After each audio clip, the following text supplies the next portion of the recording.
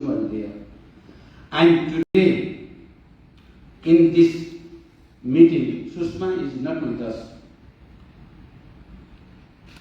And BJP informed that Pradhan Mantri Modi ji has clearly honored Sushma ji with the name of this building, Venu, Sushma Swaraj Bhavan. Therefore, for me, particularly, and personally, it is a matter of emotion and sentiment. I want to honor Sushma ji and I want to respect her for her very important discussion with me last time. Excellency, ladies and gentlemen, friends from media, I feel privileged to address this august gathering of intellectual, distinguished luminaries and friends of Nepal.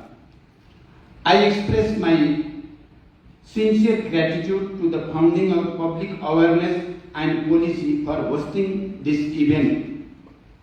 I commend the work that the Foundation has done in advancing the knowledge and facilitating discourse on the contemporary issues of common concern.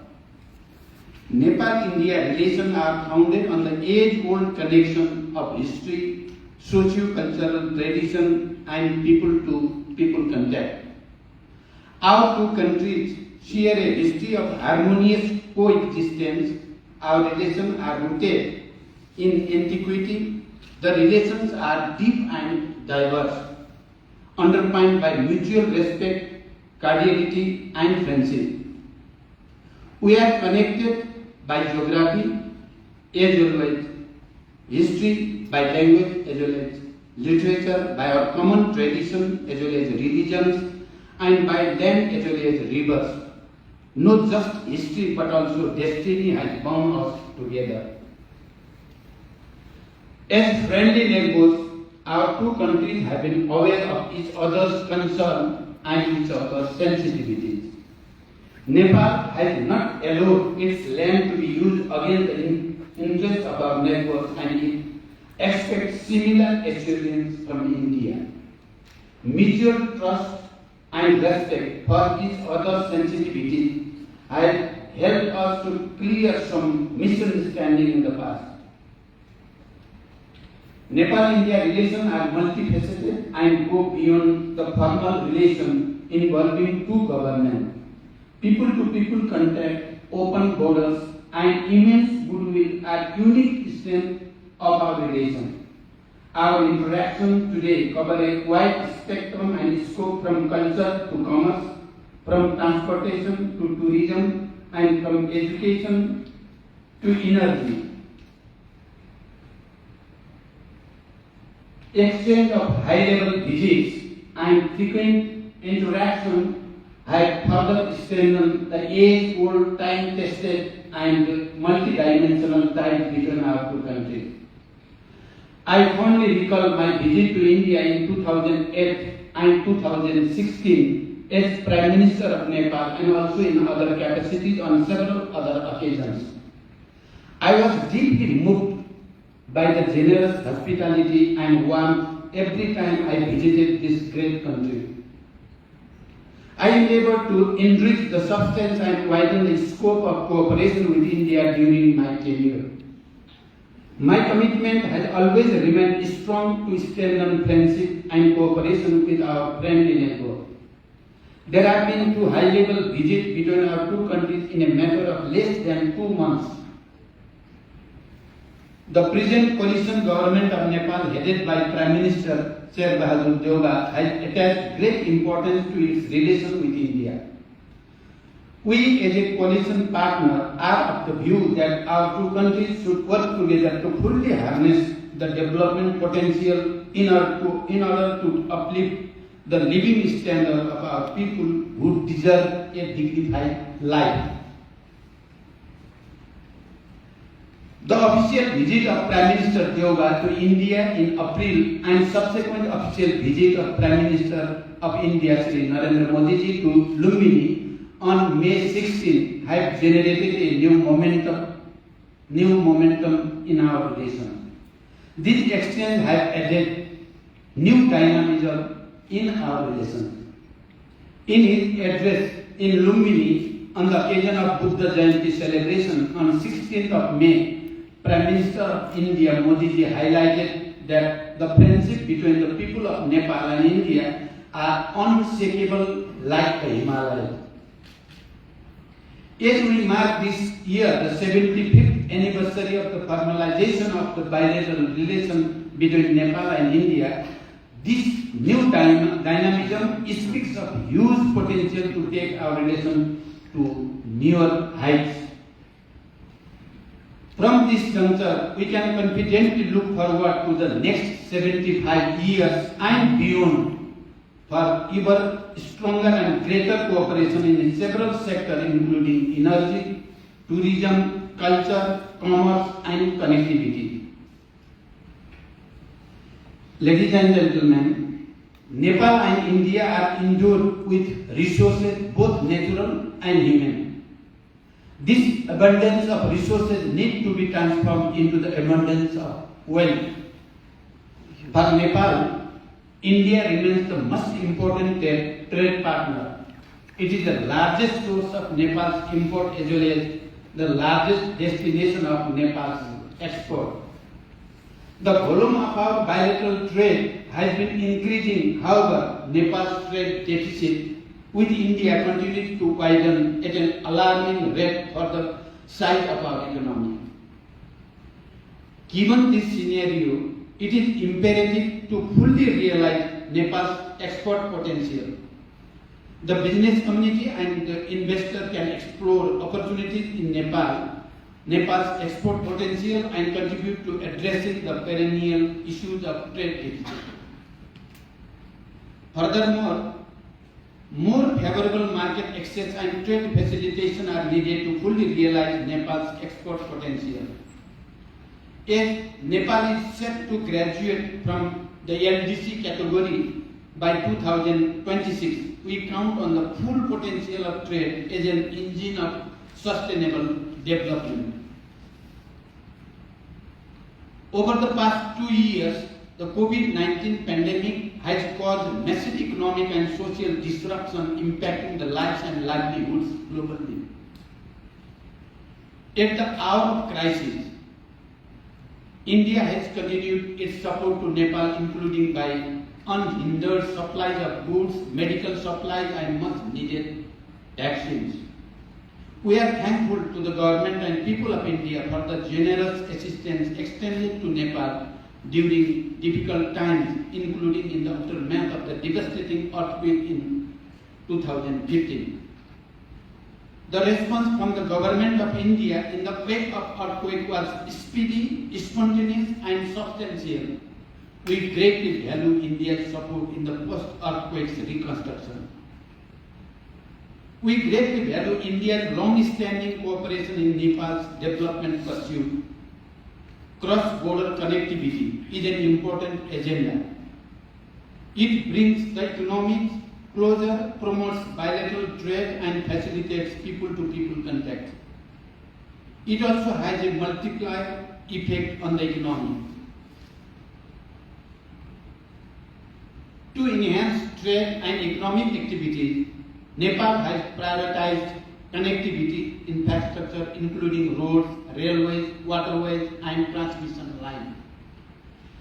Agriculture offers huge potential for cooperation. We need to implement the important understanding reached in the past for promoting cooperation in this sector. We appreciate India's valuable support in supplying chemical fertilizer to Nepal. Nepal and India are working on different large projects including integrated checkposts and rail links. Railway link with India is being scaled up. Passenger service in Jayanagar-Kurta railway had resumed, connecting Nepal with Indian railway network. We are expecting India's favorable response to our request for additional air entry points as we expand the network of international and regional airports in Nepal. Additional projects are in the pipeline. While there is enough room for upgradation, lack of infrastructure is no more a constraining factor in scaling up our commerce, connectivity and cooperation. As a home of natural heritage and religious sites, Nepal warmly welcomes Indian tourists. Be it for nature, culture, or for adventure, we expect an increased flow of Indian visitors in the days ahead.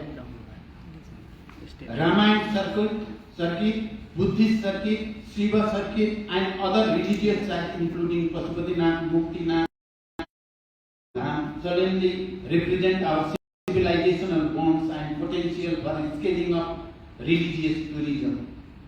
Ladies and gentlemen, while the world is grappling with climate change, cooperation between Nepal and India at bilateral as well as global level systems are also global goods. Unfortunately, climate change has disproportionately impacted Nepal not only by gradual melting of the vast ice reserve in high Himalayas, but also affecting the lives and livelihood of millions of people downstream. Nepal holds an immense potential in hydropower generation. As an economic powerhouse, India has a growing demand for electricity. Bilateral cooperation in the power sector will therefore deliver mutual gains. Nepal's hydropower is an answer to issues of the energy security as well as green growth.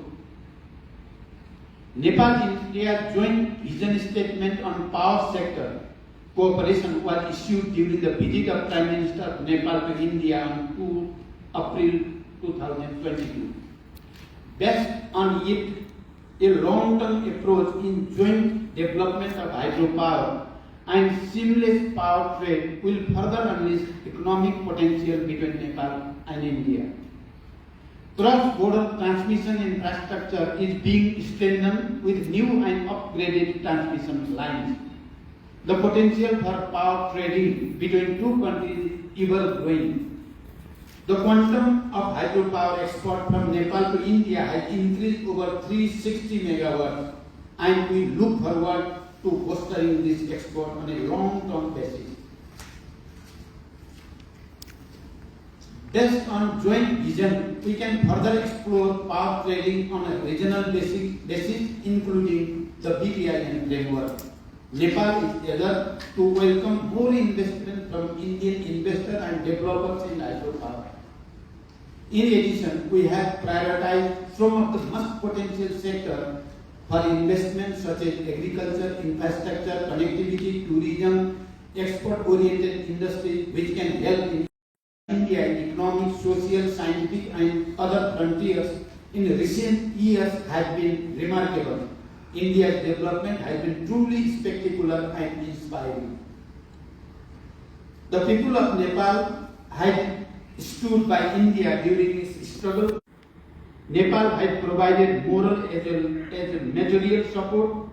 Today, they are standing by the people of India in their quest for development. India's policy of the neighborhood first and Sabka Saath, Sabka Vikas can provide momentum to both regional and sub-regional process in South Asia, particularly in the areas of trade, transit, connectivity and hydropower. We are also happy to see India's lead in several multilateral initiatives including International Solar Alliance, Coalition for Disaster Resilient Infrastructure and WHO Global Center for Traditional Medicine. Also, India has driven the agenda of G20 and BRICS. In many international fora, including the United Nations, our countries have worked closely. We share a collaborative spirit in various regional and sub-regional platforms.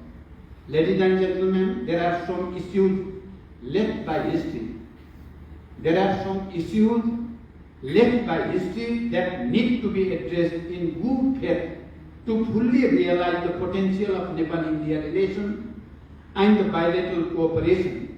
The matters related to 1950 treaty, boundary and the EPG report need to be resolved through diplomatic efforts and dialogue.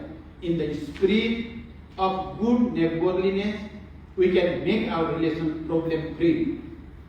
The commonality between Nepal and India and the extent of engagement has created a synergy for a robust independence. interdependence. We must capitalize on these enablers to ensure that cooperation bears fruits for people of both the countries. Goodwill, trust, understanding, equality, mutual respect and benefit should continue to underpin our relationship.